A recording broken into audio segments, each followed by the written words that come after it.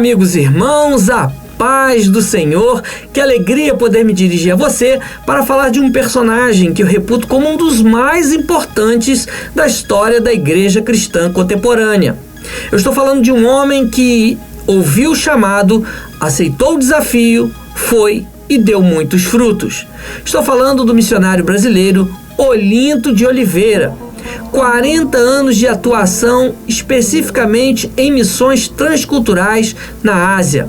40 anos atuando em Macau, China.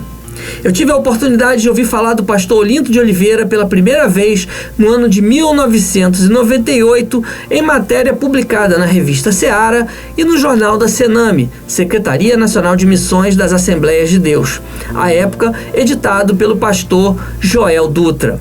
Logo no ano seguinte, em 1999, eu conheci o pastor Olinto de Oliveira em uma turnê que ele fez pelo Brasil, visitando igrejas e falando da obra missionária. Fiquei maravilhado com as experiências dele e de lá para cá nós temos travado vários contatos, todos muito frutíferos, muito abençoadores e muito motivadores.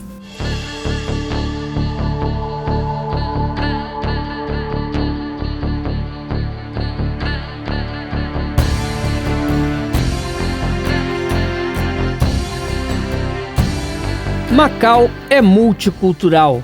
Com quase 30 quilômetros quadrados de território, a cidade tem cerca de 560 mil habitantes. Desse número, 94% são chineses, 6% descendentes de portugueses e outros grupos asiáticos. A cidade ainda guarda muito da cultura europeia, seja na arquitetura e culinária. Junto com o chinês, o português é a língua oficial, apesar de pouco falada. Devido à expansão do turismo, Macau vem desfrutando de crescimento econômico. A cidade acolhe com certa tolerância todas as religiões, embora a maioria da população seja budista ou taoísta. Recentemente, Macau ganhou os noticiários por fazer parte do trajeto da maior ponte do mundo, com 55 quilômetros de extensão, ligando as ilhas até a China continental. Faz muitos anos que fomos para a China. Na ocasião, obviamente, jovens, minha esposa e eu tínhamos terminado a escola bíblica. E foi durante esse período, no seminário, que Deus colocou no meu coração um amor pela China. É necessário entender que naquela época a China ela era totalmente desconhecida e foi difícil achar informações e foi difícil entender o que estava acontecendo. Tanto eu como a minha esposa tivemos um bom preparo técnico, bíblico para fazer o trabalho. Mas o maior milagre para mim é o que Deus nos fez ver como Ele poderia usar pessoas simples num trabalho tão desafiador. Segundo, é ver como Deus usa a sua palavra para transformar vidas.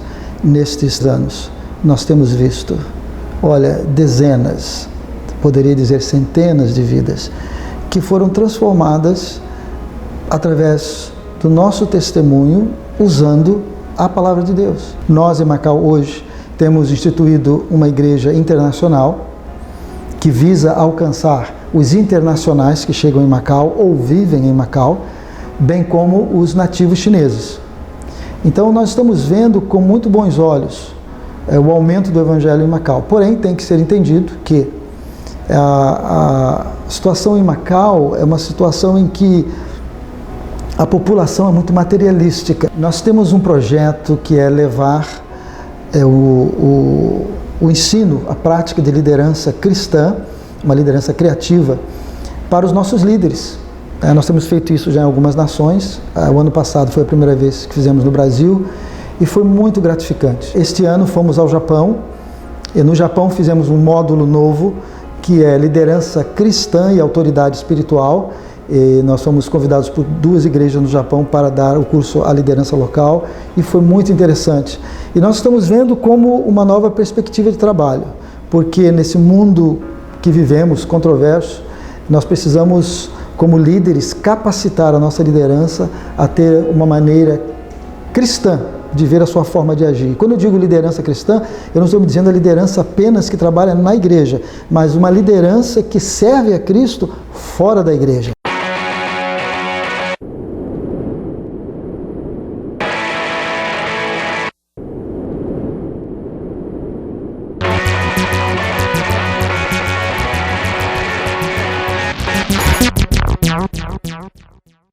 Hoje, o panorama de missões é tão melhor do que quando eu saí do Brasil. Para você ter uma ideia, foi visto depois que nós saímos que a minha esposa e eu fomos, na realidade, os primeiros missionários brasileiros a serem enviados do Brasil, sustentado por igrejas brasileiras, a trabalhar na China. Mas naquela época tudo era novo. Eu costumo dizer que nós nos tornamos como os João Batista, saindo, preparando o caminho.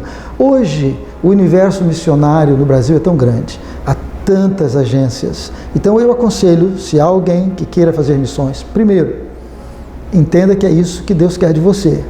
Segundo, procure a liderança local da sua igreja. A sua liderança tem que fazer parte desse processo. Terceiro, faça o seu trabalho de casa. Ou seja, procure uma agência, se a sua igreja não tem uma agência missionária, procure uma agência missionária que coaduna com o seu chamado. O meu projeto é avançar com a Academia de Liderança Evergreen, alcançar novas plataformas, alcançar nova audiência, porque eu creio que principalmente a juventude precisa estar melhor preparada para serem uma liderança cristã autêntica dentro deste mundo que nós vivemos, e isso tem me entusiasmado bastante.